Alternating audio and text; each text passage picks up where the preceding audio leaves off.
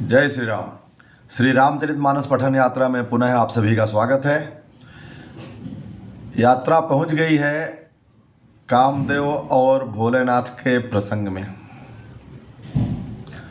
कामदेव शिव जी की समाधि को तोड़ने के लिए चल पड़ा है। अपने समस्त क्रीड़ाओं को करके हार गया और शिव जी की समाधि अचल की अचल रही। फिर जो करता है, चलिए आगे पढ़ते हैं। देखी रसाल बिटप बरसा खाते ही पर चढ़े मदन मन माखा। सुमन चाप निज सर संधाने अतिरिसिता की श्रवण लगता ने। अछाड़े बिसम बिसिखौर लागे छूटी समाधि शंभु तब जागे। भयउ ईस मन क्षोभ विसेखे नयन उघारी सकल दिश देखे। सौरभ पल्लव मदन बिलोका भयउ कोप कंपे त्रय लोका। तब शिवती सर नयन उघारा चितवत काम भयउ जर छारा। हाहाकार भयउ जग भारी डर पे सुर भय असुर सुखारी। समुझि काम सुख सोचहि भोगी भय कंटक साधक जोगी। जोगी अकंटक भय पति गति सुनत रति मूर्छित भई। रोदति बदति बहुभाति करुणा करति शंकर पही गई। अति प्रेम कर बिनती विविध विधि जोरि कर सन्मुख रही। प्रभु आशुतोष कृपाल शिव अबला निरखे बोले सही। अब ते रति तव नाथ कर हो ये नाम अनंग। बिनु बपु व्यापी सभी पुनि सुनु निज मिलन प्रसंग। जब जदुवंश कृष्ण अवतारा होई हरन महामही भारा। कृष्ण तनय होई पति तोरा बचन अन्यथा होई न मोरा। रति गवनी सुनि शंकर बानी कथा अपर अब कहूँ बखानी। अरे देवन समाचार सब पाए ब्रह्मादिक बैकुंठ सिधाए। तब सब सुर विष्णु बिरंच समेता गए जहाँ शिव कृपा निकेता। पृथक पृथक तिन कीन प्रशंसा भय प्रसन्न चंद्र अवतंसा।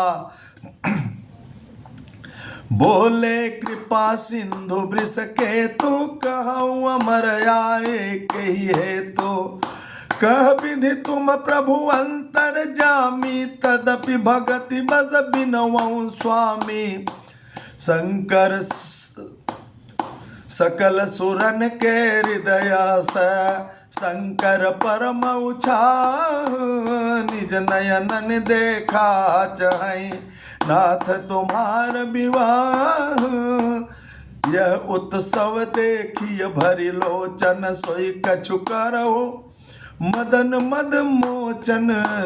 काम जार रत कीन कहूँ बर दीना। कृपा सिंधु यह अति भल कीना। सासत कर पुनि कर ही पसाऊ नाथ प्रभुन कर सहज सुभाऊ। पार्वती तप कीन अपारा करहूँ तासु अब अंगीकारा। सुन विध विनय समुझे प्रभु बानी ऐसे ही हो कहा सुख मानी। तब देवन दुंदुभि बजाए बरसी सुमन जय जय सुर साई। अवसर जान सप्त ऋषि आए तुरत ही विधि गिरि भवन पठाए। प्रथम गए जहाँ रही भवानी बोले मधुर बचन छल सानी। कहा हमारन सुने हूँ तब नारद के उपदेश, अब भाझूठ तुम्हारपन जा रहे हूँ काम महेश।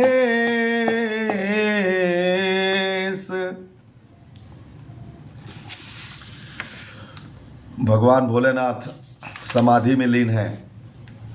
यद्यपि भगवान राम जी के कहने से भोलेनाथ तैयार हो गए थे विवाह के लिए।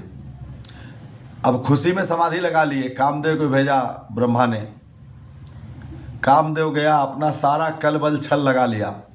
शिव जी टस से मस नहीं हुए। कामदेव को बहुत गुस्सा आया। पूरे संसार को मैं वश में करके रखा हूं, तुम कौन सी मिट्टी के बने हो भाई, क्यों नहीं समझ रहे हो? हम तो तुम्हारा तप भंग करने के लिए आए हैं, तुम्हारी समाधि तोड़वाने के लिए आए हैं। गुस्सा करके गया, आम की सुंदर डाली पर बैठ गया और अपने पुष्प धनुष और अपने 5 बाण चढ़ाए। अपनी धनुष पर 5 बाण चढ़ाए और अत्यंत क्रोध से लक्ष्य की ओर ताक कर उन्हें अपने कान तक खींचा। मतलब खूब पूरी ताकत लगा के बाणों को खींचा। कामदेव के ने तीक्ष्ण 5 बार छोड़े जो शिव जी के हृदय में लगे। उनकी समाधि टूट गई और वे जाग गए। ईश्वर के मन में बहुत क्षोभ उत्पन्न हुआ। उन्होंने आंखें खोलकर सभी ओर देखा। तब जब आम के पत्तों में छुपे हुए कामदेव को देखा तो उन्हें बड़ा क्रोध हुआ, जिससे तीनों लोग कांप उठे। अब शिव जी ने तीसरा नेत्र खोल दिया और जैसे ही तीसरा नेत्र खुला और कामदेव के ऊपर दृष्टि पड़ी, वैसे ही कामदेव जल के राख हो गया। चितवत काम भयउ जरि छारा, हाहाकार भयउ जग भारी। पूरे संसार में भयंकर हाहाकार हो गया। डर पे सुर भय असुर सुखारी। देवता सब डर गए। शिव जी इतना कोपित हो गए और जो राक्षस फिर से प्रसन्न। शिव जी कोपित हो गए, अब तो देवताओं का कोई कल्याण नहीं। कामदेव का प्रभाव खत्म हुआ तो जो भोगी प्रवृत्ति के लोग थे वो सोच बच पड़ गए, अरे बाप रे, अब तो कामदेव का प्रभाव ही खत्म। और जितने साधक और योगी थे सब खुश हो गए, क्योंकि अब मन काम में नहीं राम में लगेगा। योगी निष्कंटक हो गए। कामदेव की स्त्री रति अपने पति की यह दुर्दशा सुनी तो मूर्छित हो गई और रोती चिल्लाती भांति भांति से करुणा करती हुई भांति भांति से विलाप करती हुई शिव जी के पास गई। अत्यंत प्रेम के साथ अनेकों प्रकार से विनती करके हाथ जोड़ के सामने खड़ी हो गई। शीघ्र प्रसन्न होने वाले कृपालु भगवान शिव जी ने रति को देखकर सांत्वना दी और बोले, हे रति, अब से तेरे स्वामी का नाम अनंग होगा। वह बिना ही शरीर के सबको व्यापेगा। अब तू अपने पति से मिलने की बात सुन। तुम्हारे पति को देह कब मिलेगी? जब पृथ्वी के बड़े भारी भार को उतारने के लिए यदुवंश में श्री कृष्ण अवतार होगा, तब तेरा पति उनके पुत्र प्रद्युम्न के रूप में उत्पन्न होगा। मेरा यह वचन अन्यथा नहीं होगा। शिव जी के वचन सुनकर रति प्रसन्न होकर चली गई। अब दूसरी कथा का बखान करके विस्तार से कहता हूँ। तुलसीदास जी कहते हैं, ब्रह्मादि देवताओं ने जब ये समाचार सुना तो वे वैकुंठ को चले और फिर वहाँ से विष्णु जी और ब्रह्मा जी सहित सभी देवता वहाँ गए जहाँ कृपा के धाम शिव जी थे। उन सब ने शिव जी की अलग अलग स्तुति की। तब शशिभूषण शिव जी प्रसन्न हो गए। भय प्रसन्न चंद्र अवतंसा।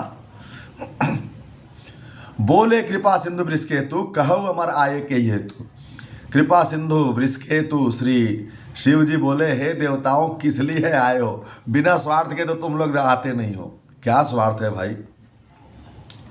ब्रह्मा जी ने कहा, हे प्रभु, यद्यपि आप अंतर्यामी हैं, फिर भी भक्ति के साथ आपकी विनती करता हूँ, हे शिव, समस्त देवताओं के मन में ऐसा परम उत्साह है कि वे अपनी आँखों से आपका विवाह देखें। हे कामदेव के मद को चूर करने वाले, आप ऐसा कुछ कीजिए जिससे यह सब संभव हो सके और सब देवता इस उत्सव को नेत्र भर के देख सकें। हे कृपा के सागर, कामदेव को भस्म करके आपने रति को जो वरदान दिया सो बहुत अच्छा किया।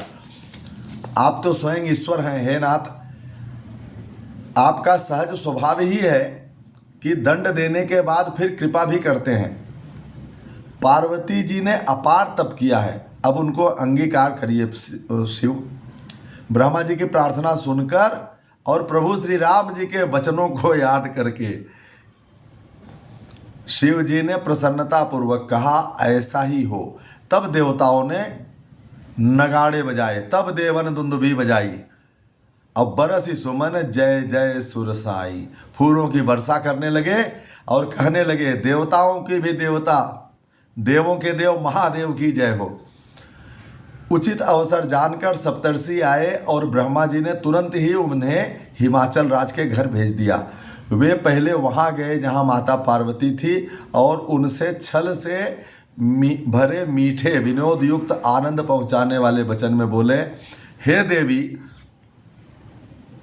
तुम नारद का उपदेश सुन के शिव जी की तपस्या तो करने लगी, अब तुम्हारी तपस्या लगता है झूठ हो गई, क्योंकि महादेव ने काम को ही भस्म कर डाला है।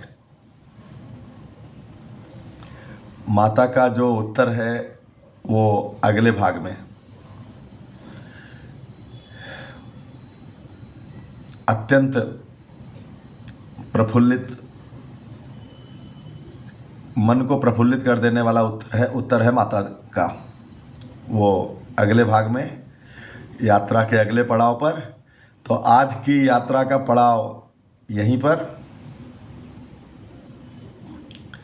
आप सभी का प्रेम बना रहे और सतत उत्साहवर्धन करते रहें, यही आप लोगों से प्रार्थना है। और यात्रा के सहयात्री बने रहिए। जय जय श्री राम। आपका समय शुभ हो और भगवान श्री रामचंद्र जी की और महादेव की कृपा बनी रहे। जय श्री राम।